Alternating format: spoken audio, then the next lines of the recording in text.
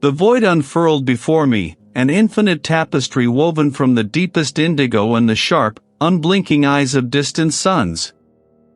Each star a pinprick, a promise of light that never quite reached us, swallowed by the sheer, indifferent expanse. My console hummed a low, steady thrum beneath my fingertips, a mechanical heartbeat against the cosmic silence. For weeks, though Argos had carved its lonely path through this desolation, our purpose a quiet, methodical charting of the in-between, the spaces where nothing was meant to thrive.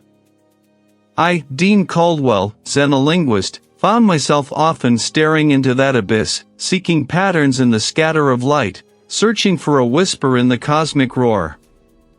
My mind, trained to decipher the unspoken and the alien, found only a profound, echoing emptiness. It was a monotony that gnawed, a slow, steady erosion of the soul, leaving behind a fine grit of existential dust.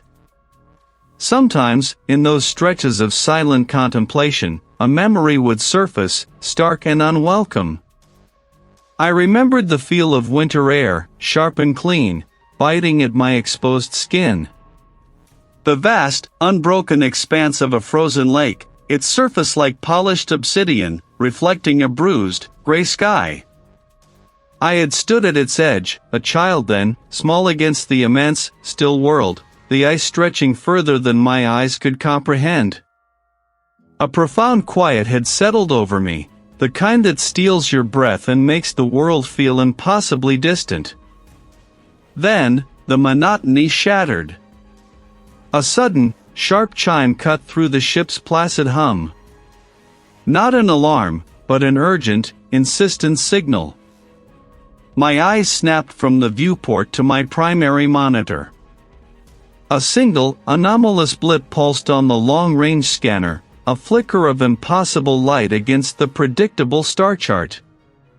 Captain, the comms officer's voice, usually a calm monotone, carried a tremor of disbelief. I'm showing something impossibly large. Impossibly close for a blind find. A moment of hushed tension filled the bridge. The captain, a woman whose stern features rarely betrayed surprise, leaned forward, her gaze fixed on the main screen. Run a full spectral analysis. Cross-reference with all known celestial bodies, deep space phenomena, everything. Her voice, though steady, held an edge of strained patience. This was not a sector for anomalies. This was a charted, barren stretch. The lead engineer, a burly figure whose hands were usually stained with grease and solutions, worked with a speed I rarely saw. His fingers danced across the console, calling up data streams, running diagnostics. The silence stretched, thick and heavy, punctuated only by the soft clicks of his interface. Negative on all counts, Captain, he announced, his voice tight. No known signatures. No natural formation. It's artificial. And immense. He paused, a strange note entering his voice. The mass reading is off the charts. It's not reflecting light, it's absorbing it. A perfect black. My own console confirmed it, displaying the raw data in stark, unsettling clarity. It defied the known laws of discovery, appearing from nowhere, a silent, cosmic ambush. My mind, usually so eager to categorize, to understand, found no framework for this. Course alteration, the captain commanded, her voice now sharp with decision. Approach vector, cautious. Prepare for visual confirmation. Dean, prepare your arrays. I want every possible data point on this thing.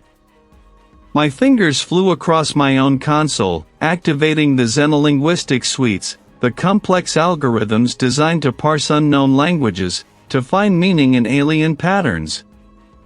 My determination, usually a comforting anchor, felt like a fragile spar against an oncoming tide. My viewport, once a window to predictable emptiness, now framed a growing, indistinct shape. It was not merely large, it was impossibly large, a mountain range carved from night itself, dwarfing our vessel into insignificance. No lights, no signals, no discernible features, just an unbroken, terrifying monument to some unimaginable, forgotten past. As we drew closer, the blackness resolved into a form, not geometric in any familiar sense, but organic in its terrifying scale, like a fossilized leviathan of impossible proportions. It hung there, utterly motionless, a silent sentinel in the cosmic graveyard. I felt a prickle of unease crawl up my spine. This was not merely a discovery, it was an intrusion. The cold dread coiled, tighter now, not just in my gut but through the very marrow of my bones.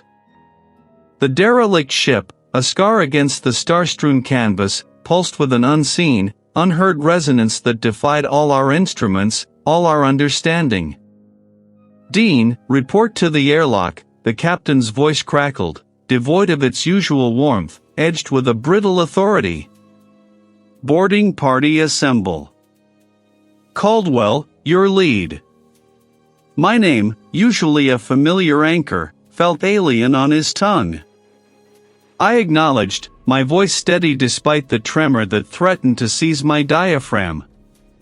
I moved towards the assembly point, my steps heavy in the artificial gravity of our own vessel.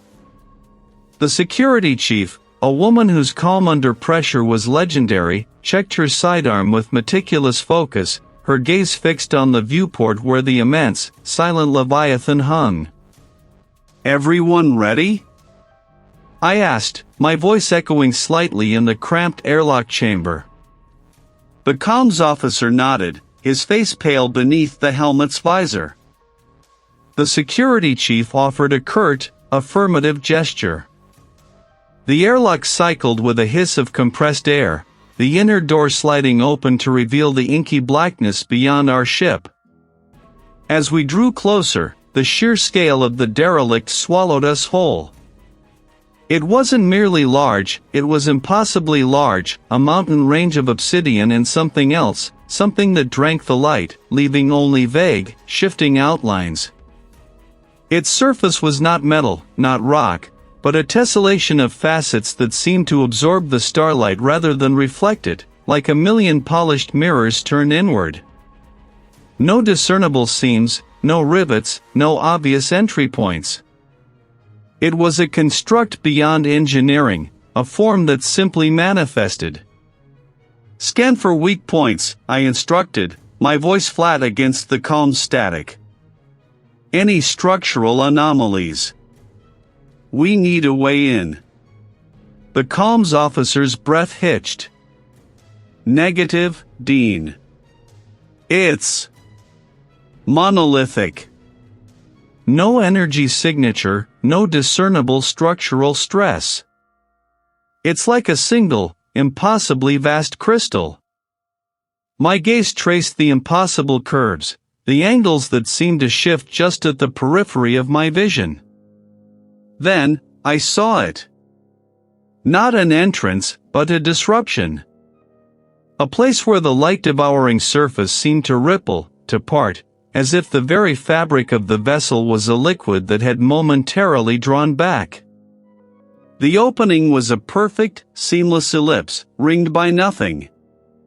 It was a wound, or perhaps a mouth, that had simply opened. "Prepare for internal environment scan," I commanded, my heart a dull thrum against my ribs. "Security chief, take point. Comms, be ready to deploy sensor drones." We slipped inside, one by one. The transition was immediate and disorienting. There was no air pressure change, no rush of atmosphere, nothing.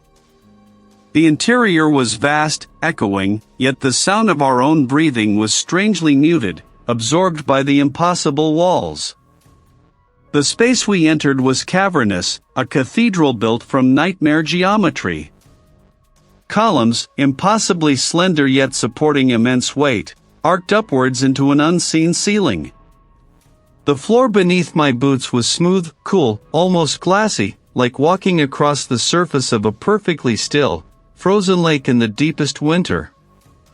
There was no dust, no debris, no sign of time's passage. The architecture defied logic.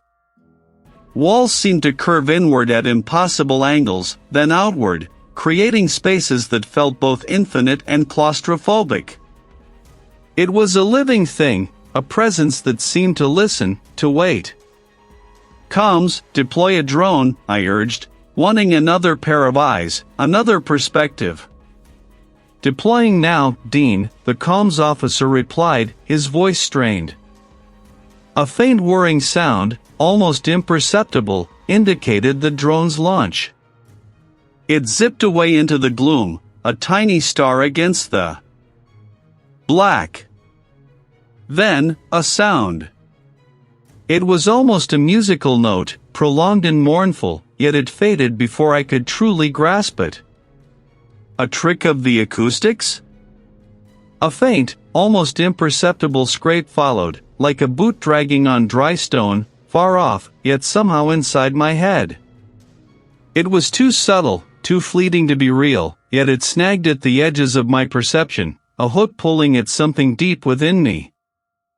My determination, usually an iron shield, felt suddenly porous, allowing tendrils of unease to seep through. This ship wasn't just silent, it was listening. And it was beginning to speak, not to my ears, but directly to the unseen chambers of my mind. The phantom scrape still echoed in the hollows of my skull, a dry, grating whisper that had no source, no substance, yet clung to the edges of my hearing like frost to a pane. The vast derelict, a monument of indifference, seemed to drink the very sound from the air, leaving only a deeper, more profound silence in its wake.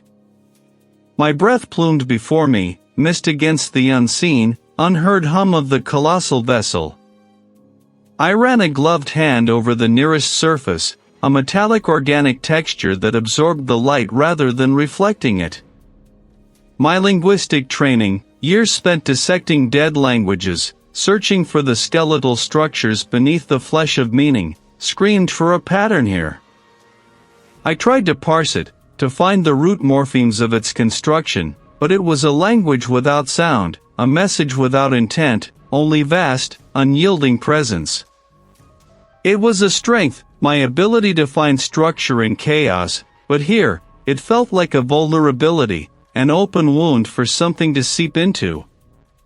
The pilot, a figure of restless energy, paced near the entrance to what we assumed was a primary conduit. His movements were sharper now, his head snapping around at sounds only he seemed to perceive. "Did you hear that?" he demanded, his voice thin, almost brittle, in the expansive space. "Like a grinding. Right over there." He pointed a shaking finger at a wall that looked no different from any other. The engineer, usually stoic, sat hunched, meticulously rechecking a comm unit that had long since gone dead. His fingers, usually steady, fumbled with the tiny components. "Just the ship settling," he muttered, but his eyes darted, betraying a fear that he too heard something, something more than just the creaking of an ancient hull. His denial was a tremor in the air, a ripple in the growing unease. I felt it too, a pressure in my sinuses, a dull ache behind my eyes that wasn't from strain. It was a resonance, a frequency tuned to the anxieties we carried, amplifying them. My own fears, buried deep under layers of academic discipline, began to stir. I saw, not with my eyes, but with an inner lens, a vast, flat expanse of white, stretching to a horizon lost in a pale, indifferent sky. I was standing on a frozen lake, the ice beneath my feet a thin, fragile skin over an unknowable depth. It wasn't a memory, not truly. It was a feeling, distilled and pure, of absolute, suffocating isolation. This wasn't just a vision, it was a psychological echo, a mirror held up to my own deepest anxieties about the universe's uncaring scale. And the ship, this colossal, silent edifice, felt like the lens, focusing that indifference, making it sharp, immediate. It wasn't just here, it was within me. My gaze fell again on the ship's strange architecture. What terrible verbs of non-existence did it conjugate? My mind, trained to find order, desperately sought a pattern in the chaos of my own escalating perceptions. The scrape, the pilot's grinding, the engineer's fumbling, they were all notes in a discordant symphony. We're picking up something. I couldn't bring myself to name it, to give it form. But the pilot only laughed, a short, sharp bark devoid of humor. He didn't look up, but his shoulders began to heave. A low, guttural sound, like a cry held back too long, escaped him. The comm unit's clatter echoed, a sharp punctuation mark in the cavernous silence of the derelict vessel. My gaze snagged on the engineer, his shoulders hunched, a raw, guttural sound tearing from his throat. It wasn't a sob, not quite, but something far older, far more primal. The air, already heavy with the metallic tang of decay and the unreadable presence of the alien craft, thickened, pressing down like a physical weight. The frozen lake. The words, fragments of his earlier panicked whispers, returned to me, chilling me deeper than the chill of this vast, dead place. I took a step towards him, my boots crunching softly on the scattered debris of the deck. He didn't respond, just trembled, a silent tremor that spoke volumes of internal collapse. The captain, ever the pragmatist, moved first. Her stride was firm, but I saw the tautness in her jaw, the slight tremor in her hands as she knelt beside the engineer. "Report, engineer," she commanded, her voice steady despite the tremor that had begun to infest us all. "What happened? What did you see on the scanner?" The engineer merely shook his head, a slow, agonizing movement. His eyes, when he finally lifted them, were not looking at the captain, or at me, or at the navigator who now stood a few paces behind us, a hand hovering over the sidearm at her hip.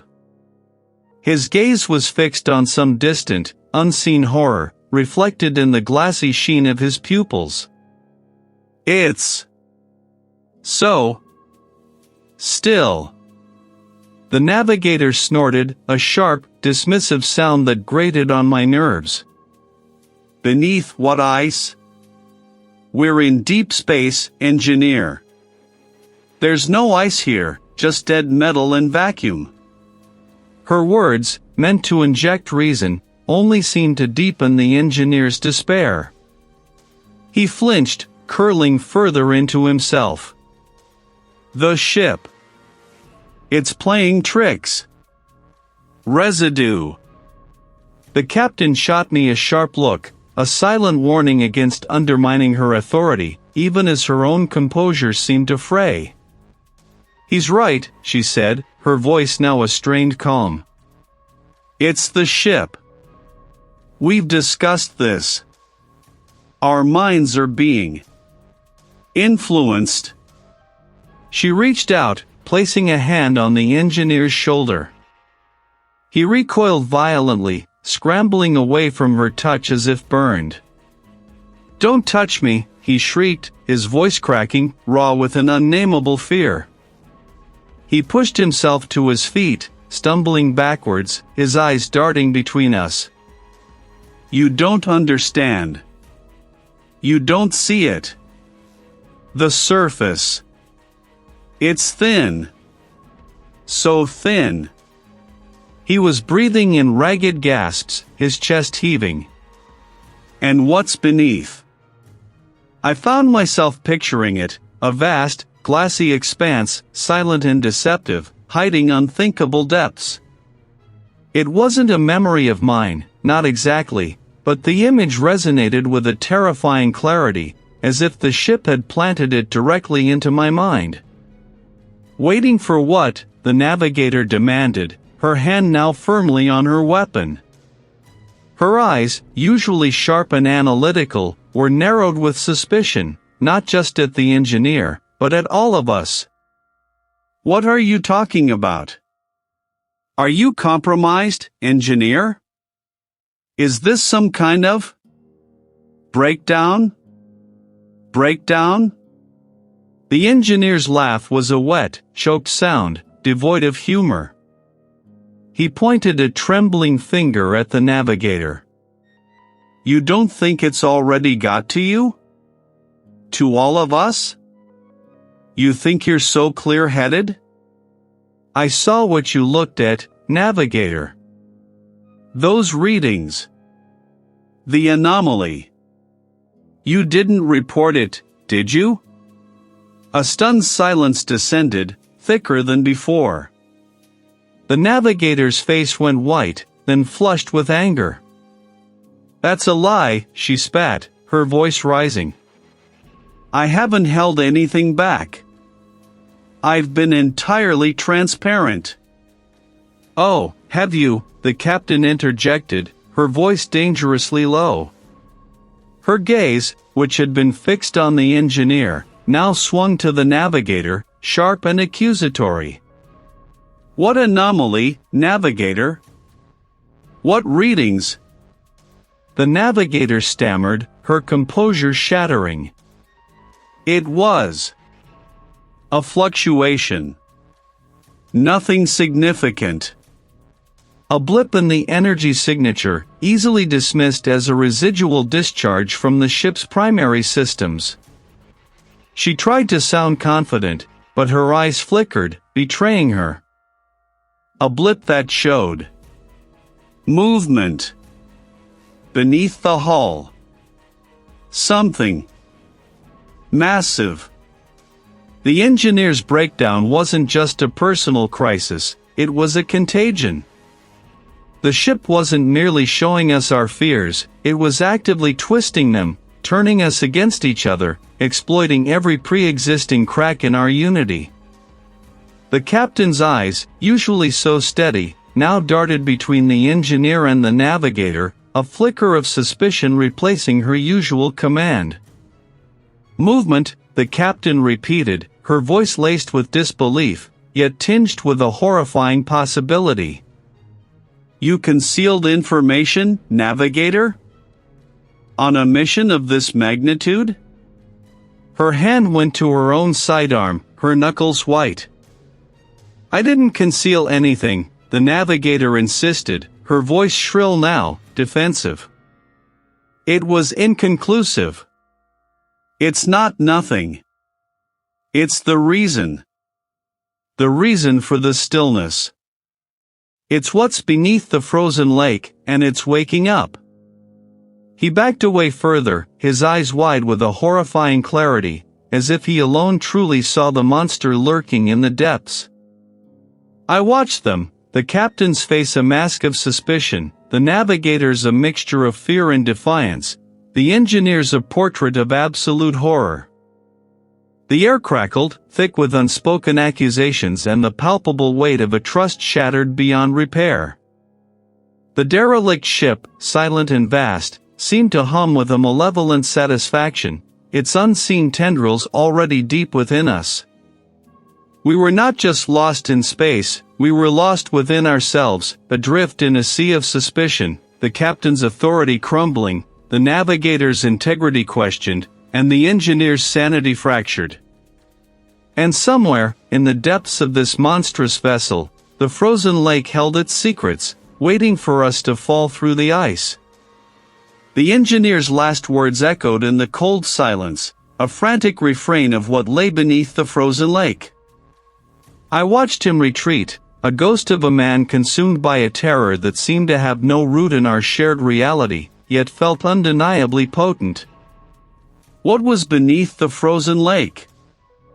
A question that clawed at the back of my mind, demanding answers I was not sure I wanted to find.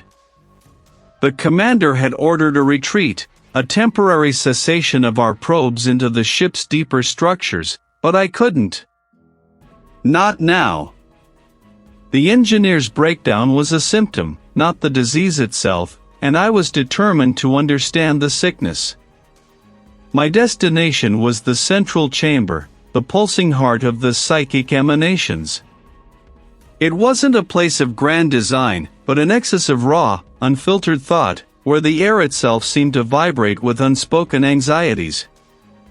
My fingers, steady despite the tremor in my spirit, activated the console. It wasn't a console of buttons and screens, but an interface of smooth, unyielding material that seemed to respond to intent more than touch. I was not looking for data logs or schematics. I was seeking the source, the pattern, the meaning behind the psychic residue that was fleeing our minds. This wasn't technology, it was something far older, far more intrinsic. As I leaned closer, the signals intensified. It was like plunging into an ocean of pure sensation, a maelstrom of fragmented memories that were not my own, yet felt intimately familiar. Grief, vast and bottomless, washed over me, followed by a profound, suffocating loneliness. Then, an emptiness, so complete it was a presence unto itself. It was not a language of spoken words, nor written symbols, but a torrent of raw, unmediated concepts, each one striking a discordant chord within my own psyche. My head throbbed, a drumbeat of cosmic despair, threatening to crack my skull open. I pressed on, forcing myself to sift through the chaos. I sought a pattern, a cadence, anything to anchor myself in this deluge of alien thought. It was not a code to be broken, but a state of being to be entered, a truth to be absorbed. The signals were not transmitting information, they were the information, a direct injection of pure, unadulterated reality. And then, a break in the storm. Not a moment of clarity, but a shift in the overwhelming pressure, a sudden, horrifying cohesion. The fragmented feelings coalesced, forming a singular, undeniable truth.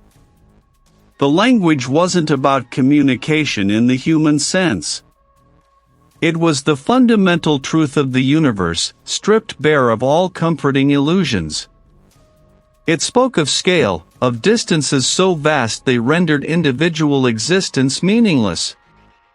It spoke of time, stretching into infinities that swallowed civilizations whole, leaving no trace. An uncaring indifference. My breath hitched in my throat. The frozen lake wasn't a physical place, not truly. The waking up wasn't an awakening of malevolence, but an awakening to this truth, a forced confrontation with the universe's utter lack of concern for our hopes, our dreams, our very existence. This ship, this derelict vessel, was not a tomb, but a vessel for this understanding. It was a conduit, broadcasting the terrifying, beautiful emptiness that lay at the heart of everything. And it was seeping into us, dissolving the fragile constructs of meaning we clung to. I had sought to decipher a language, and instead, I had become its recipient, its unwilling vessel.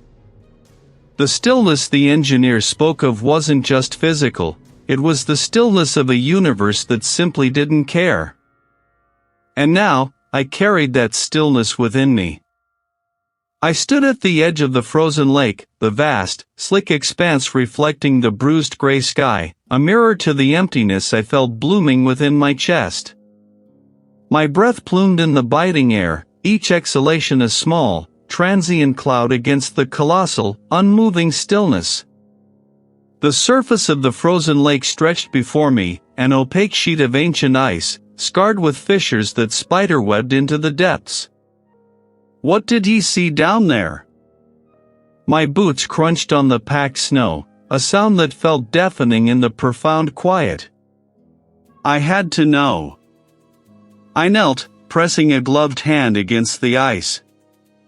A faint tremor ran through the frozen surface, or perhaps it was just the vibration of my own pulse, thrumming against the rigid world. The air grew heavier, denser, pressing down on my skull, a subtle shift that had nothing to do with the weather. Then it began. Not a sound, not a visual flash, but a sudden, overwhelming torrent of understanding, a brutal download directly into the core of my being. My vision blurred, the frozen lake dissolving into an infinite expanse of churning, formless gray. I felt myself falling, not through space, but through layers of consciousness, each one thinner, more fragile than the last. The pressure in my head became a crushing weight, as if my skull were a bell struck by an unseen hammer, vibrating with a resonance that wasn't sound, but pure, alien thought. I saw them, or rather, I comprehended them. Vast, indifferent architects of emptiness. Not creators in the benevolent sense, but the fundamental, unwavering is that simply existed, utterly devoid of warmth, of purpose, of anything resembling human emotion. Their psychology was not alien in its complexity, but in its utter simplicity, a pure, unadulterated indifference. They did not hate or love or desire. They simply were.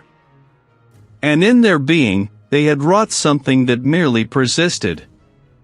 My own thoughts, my memories, my very sense of self, began to unravel, threads pulled from a fragile tapestry. My life, my struggles, my hopes, they were less than dust, less than a whisper in a storm. Their power was not in what they did, but in what they were. A power so immense it didn't need to exert itself. It simply existed, and in its existence, everything else was rendered inconsequential. I felt a profound, primal scream trying to tear its way from my throat, but my lungs were seized, my voice a forgotten concept. This was the truth the engineer had glimpsed, the truth that had shattered his mind. It wasn't just a threat, it was the ultimate dismissal. We were not even worthy of destruction, merely an accidental consequence of an indifferent process. And we, all of us, were merely the transient biological effluvia clinging to the surface of something vast. An ancient that had never even noticed our brief, desperate existence. Our suffering was not their doing, it was merely the inevitable friction of fragile, self-aware motes attempting to find meaning where none was ever intended to be. A jolt, sharp and electric, ripped through me. The gray expanse shattered. My vision snapped back to the frozen lake, the same fissures, the same bruised sky. My body was convulsing, a violent tremor that shook me to the bone. I gasped, air tearing into my starved lungs, a raw, burning sensation. I scrambled backward, away from the ice, away from the lingering echo of that terrible, crushing indifference. The engineer's flight made perfect, horrifying sense now. He hadn't been running from a monster, he had been running from the truth. But it was all I had left. Voices, faint whispers that seemed to come from the walls themselves. The captain becomes increasingly irritable, her sharp tongue cutting through the tension like a knife. "Can't you all just focus?" she snaps. "We need to find the control room." The engineer's face is pale, his eyes wide with fear. I don't know if I can go on. Something is wrong with this ship." The biologist nods, her voice trembling. "I hear them too. The voices. They're getting louder." I feel a sense of dread building within me, a growing certainty that we are not alone on this ship. The symbols continue to pulse, their meaning becoming clearer, but more terrifying with each passing moment. They speak of a cosmic indifference, a universe that cares nothing for the struggles of sentient beings. It's not safe. It's trying to break us. The captain's eyes narrow. We're not leaving until we find out what happened. My own breath hitched, a jagged shard of ice in my throat. I stood alone in the vast, echoing corridor, the metallic scent of ozone and something far older, far more alien, clinging to the air. My mind, a battlefield of escalating anxiety, wrestled with the engineer's unraveling. He had seen something, felt something, that I had only brushed against, a truth too vast for the human mind to hold. Barely. The interference is worsening. It's like 1,000 voices in my head, all screaming my failures. Can you pinpoint the source? I asked, forcing a semblance of calm into my tone. My gaze swept the unfamiliar architecture, the impossible geometry that seemed to shift at the edges of my vision. It's radiating from the lower decks, the pilot replied, a ragged cough tearing through their words. Near the central chamber. The one with the frozen lake. My breath hitched again. The engineer had been right. The nexus of this insidious influence, this psychic broadcast, was there. A desperate resolve solidified within me. We couldn't let it continue. The ship was not merely derelict, it was a mausoleum of thought, a projector of cosmic indifference that would unravel us all. We have to stop it, I declared, my voice gaining strength. Disable the broadcast. We don't even understand what it is. The pilot's voice was edged with a weariness that spoke of battles fought internally. Battles they were losing. I don't know the how, I admitted, my eyes scanning the schematic displayed on my wrist-mounted device. A crude map of an impossible place. But I know the where. The frozen lake. It's the conduit, the amplifier. We need to get to it. Disrupt it. Overload it. Anything. The security officer. Nothing. Just. We were the last. Then it's just us. I need you to stay at the auxiliary control nexus. Try to reroute power, create a surge. Something that could destabilize whatever mechanism is at work. My plan was a desperate gamble, born of ignorance and a primal need to survive. And you, the pilot asked, a pause before their next words. You're going to the lake, aren't you? Yes, I confirmed. I need to get eyes on it. Find a weak point. I'll need you to time the surge. A distraction. I heard the pilot draw a deep, shuddering breath. Dean. I can do more than a distraction. I can give you the window you need. The auxiliary nexus. It's a direct conduit to the ship's energy matrix. If I overload it manually, from within, it will buy you more than time. It will buy you a chance. My stomach clenched. I knew what they were implying. A manual overload, from inside the core, would be a death sentence. No, I said, the word raw. There has to be another way. There isn't, the pilot stated, their voice now strangely calm, a quiet resolve settling over them. Not if we want to survive. I can feel myself slipping. But I can still choose this. Let me choose this. A wave of nausea washed over me. I'll initiate the sequence. Just Make it count, Dean. The calm link went dead. I stood there, reeling, the pilot's sacrifice already a phantom weight on my soul. A deep, guttural cry threatened to escape my lips, but I swallowed it, turning it into a knot of burning resolve. Their choice, their incredible, terrifying choice, demanded my unwavering focus. I moved through the labyrinthine corridors, each step echoing the pilot's final words. You are alone. You are insignificant.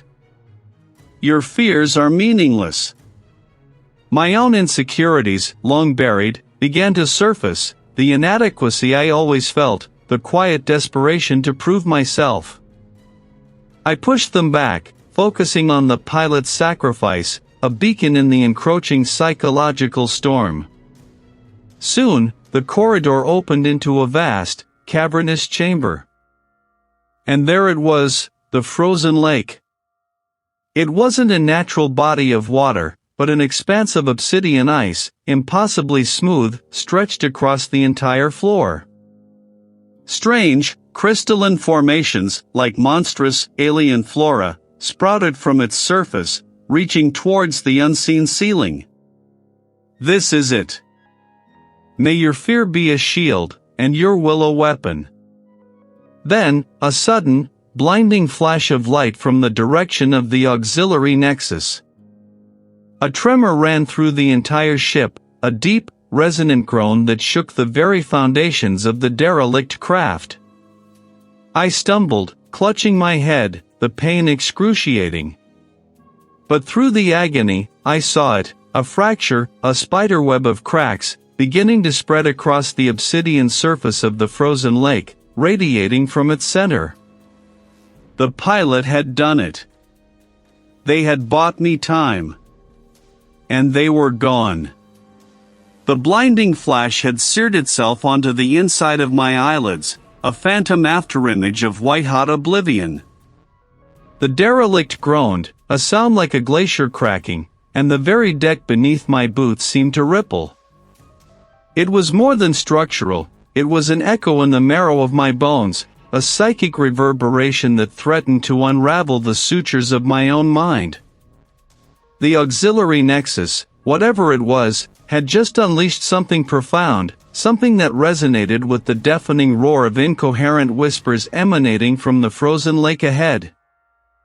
I pushed forward, one hand scraping against the cold, grimy wall of the corridor, the other clutching the only tool I had left, my voice recorder, though I doubted its utility now. My determination was a raw, aching thing, the only tether preventing me from floating adrift in the rising tide of internal panic. Each step was a defiance, a forced march against an invisible current that sought to pull me back, to drown me in the cacophony of fear and doubt. The passage opened into an immense chamber, a cavernous space where the true, terrifying scale of the derelict revealed itself. This was no mere engine room, no control bridge. And at its core, dominating the space, was the frozen lake. It wasn't a natural body of water, not truly. It was a vast, obsidian mirror, perfectly flat and impossibly still, reflecting the eerie, pulsing light from the chamber's distant recesses. But now, it was alive. It was the hum, the roar, given form. And it wasn't ice, not in the terrestrial sense. It was some frozen, viscous substance, a vast, congealed pool of the psychic residue that had been feeding on us, a monstrous, inert consciousness brought to the brink of awakening. It was the lake itself, or rather, what lay beneath it, trapped within its crystalline depths. A vast, intricate lattice of structures, organic, yet geometric, pulsed slowly, like a hibernating beast finally rousing. Each beat of that green light sent a wave of raw thought through the chamber, a silent scream of existence. This wasn't a mechanism to shut down, it was a vast, ancient mind, or the dormant physical manifestation of one. You are here, a voice whispered inside my head, not a distinct language, but a feeling, a knowing. It was my own voice, but distorted, layered with 1,000 other echoes. You sought the source. You found it. My breath hitched. My linguistic training had always focused on deciphering alien syntax, understanding communication. But this was pure sensation, a primal being manifesting as psychic resonance. I raised my recorder, then let it drop. It was useless. There was no button to press, no dial to turn. This required a different kind of confrontation. I walked towards the edge of the frozen lake, the air growing thick, heavy with the weight of unseen presences, the residue of countless thoughts and emotions.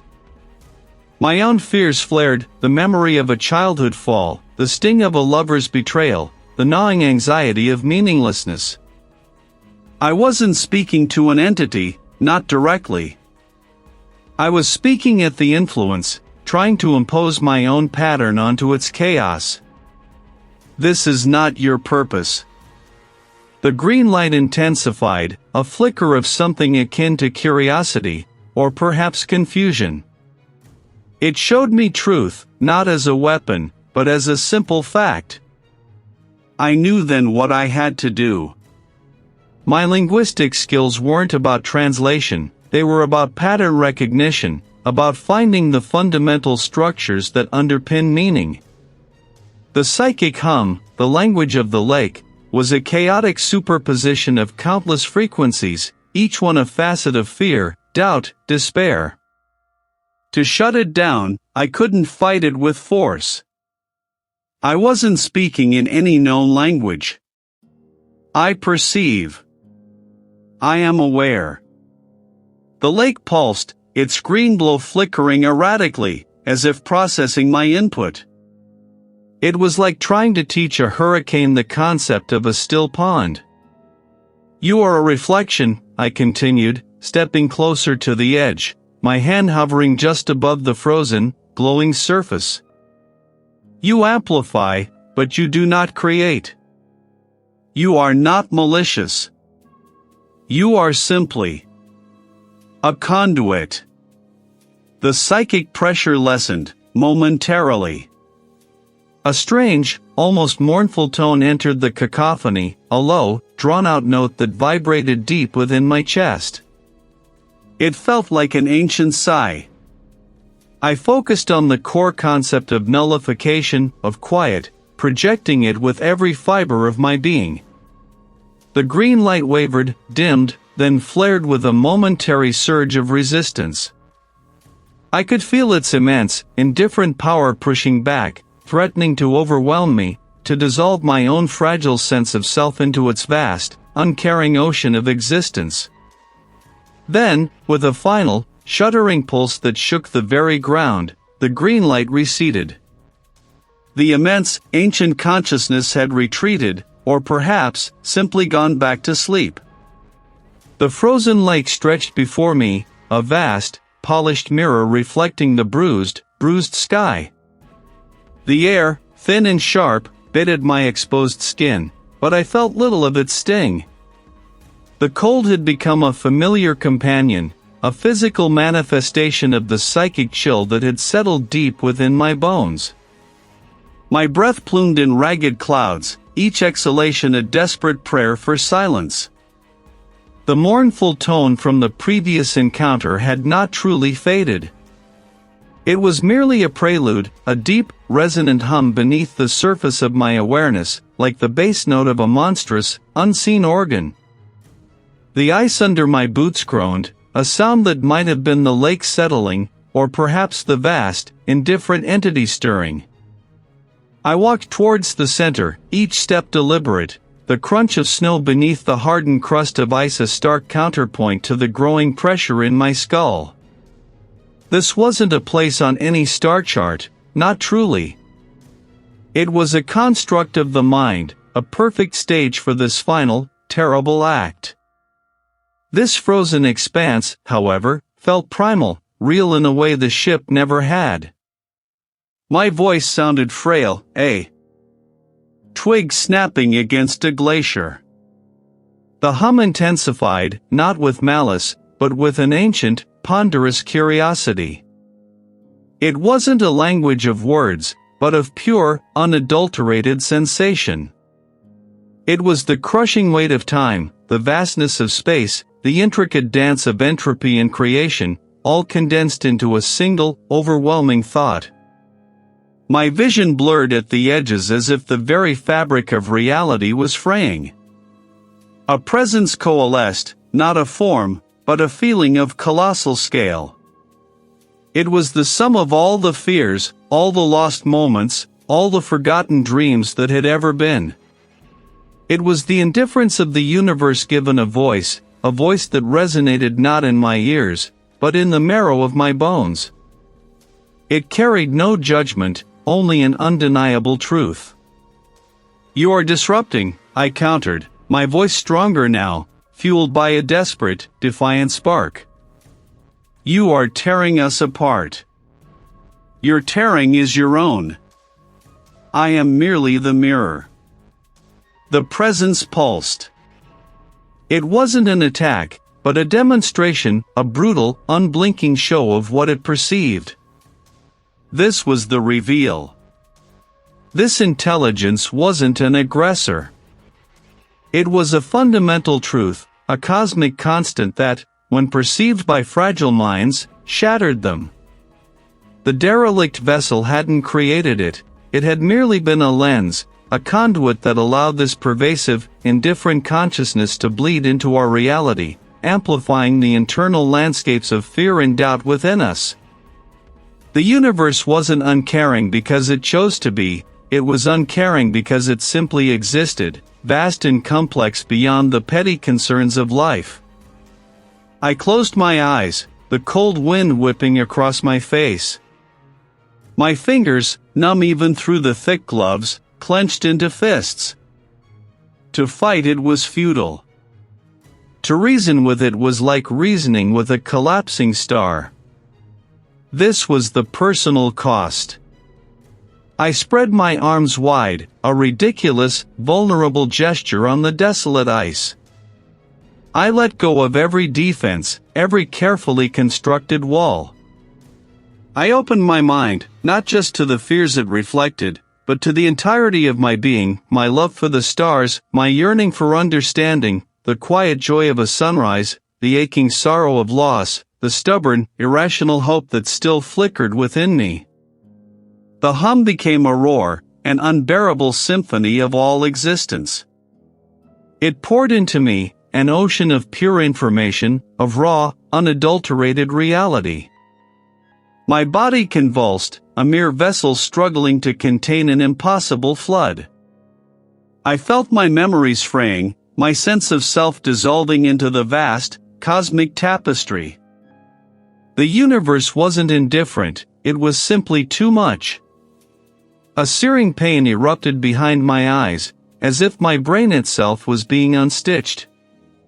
I screamed, a soundless cry that tore through the psychic fabric. This was not a battle of wills, it was an act of surrender, of absorption, of becoming a temporary conduit for something utterly alien. My consciousness stretched, thin and fragile, threatening to snap. I felt the edges of my sanity fraying, watched my own identity dissolve into the vastness. Then, just as the last vestiges of Dean Caldwell threatened to dissipate, I pushed back, not with force, but with a sudden, absolute acceptance. I embraced the horror, the indifference, the terrifying beauty of it all. I let the overwhelming truth wash over me, through me, and then, with a final, desperate surge of will, I channeled it, not away, but inward, collapsing its immediate, localized manifestation into the deepest recesses of my own being. The shimmering patterns on the ice vanished. I stood there, swaying, my arms still outstretched, my mind a fractured landscape. I had succeeded. The immediate threat, the active amplification of the cosmic indifference, was gone, but the cost. My eyes felt ancient, burdened with knowledge no human was meant to bear. The frozen lake was just a frozen lake again, vast and desolate. But I was no longer just Dean Caldwell. A part of me was gone, consumed by the immensity I had briefly contained. The biting wind howled, a frigid, merciless tongue licking at my exposed skin. I stood on the vast, unforgiving expanse of the frozen lake, its surface a shimmering, obsidian mirror reflecting a sky choked with distant, indifferent stars. The revelation had stripped me bare, leaving me shivering not just from the cold, but from an internal frost that had settled deep within my bones. Your tearing is your own. Your fears are your own. I am merely the mirror. The words echoed, a phantom whisper in the gale, each syllable a shard of ice splintering against my consciousness. My father's face, contorted in that ancient, familiar anger, flashed before my eyes again. The hand reaching out, then cruelly retracting, leaving the sting of loneliness, a sensation I'd chased away with work and distance for decades. The derelict ship, a silent, colossal wound against the cosmic backdrop, pulsed faintly in my peripheral vision, a malevolent heart still beating in the void. It had shown me myself, not a monstrous alien truth, but the monstrous human truth I carried. The universe didn't care. It didn't judge. It simply was, and its indifference was the most terrifying thing of all. Each breath was a painful rasp, the air tearing at my lungs. My legs, heavy as leaden anchors, threatened to buckle with every step across the slick ice. The distant gleam of the Argos, a tiny pinprick of artificial light, was my only compass, my soul tethered to a reality that now felt flimsy, provisional. I had to reach it, had to get back to the metallic shell that had once felt like home, now a cage for my unraveling mind. The wind pushed against me, a tangible force attempting to hold me captive on the lake's desolate surface, to merge me with its silent, frozen despair. My heart, a trapped bird, thrashed against my ribs. The ice held, groaning softly, a living thing protesting my weight. I continued, each step deliberate, a precarious dance with oblivion. The Argos grew, slowly, agonizingly, from a distant spark to a hulking silhouette against the starfield. Reaching the airlock, I fumbled with the controls, my fingers numb and clumsy. The metallic hiss of the outer hatch cycling open was the sweetest sound I had ever heard, a promise of warmth, of escape from the merciless exposure. But as the inner hatch slid open, revealing the familiar, sterile corridor, I found no solace. The ship was silent, an echoing tomb.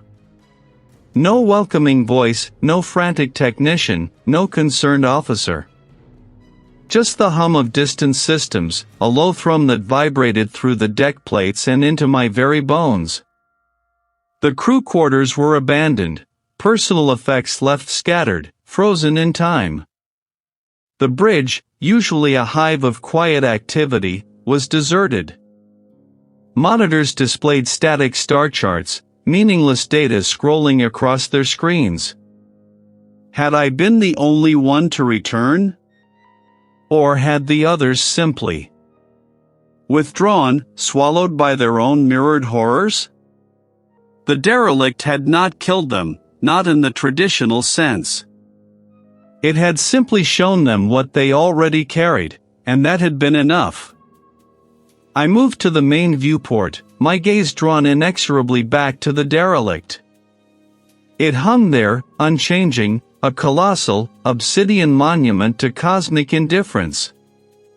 It was the universe itself, vast and uncaring, and the fragile, fearful consciousness struggling within it. The ship hadn't gone anywhere. It wouldn't. It was an eternal wound, a festering truth. My hand, trembling slightly, reached for the log console. I initiated a final entry, my voice a raspy whisper in the vast emptiness of the bridge. This is Dean Caldwell, Argos survey vessel. Final log entry. The derelict. It remains. Its nature is not physical, but existential. It reveals. It does not destroy. The crew. Incapacitated. Or perhaps, simply enlightened. We are returning to base. I am returning to base. The threat. It is not external. It had merely begun. The Argos, now a solitary vessel on an impossibly long journey home, carried not just a single, broken man, but the echo of a cosmic truth that would forever haunt the waking hours of the galaxy.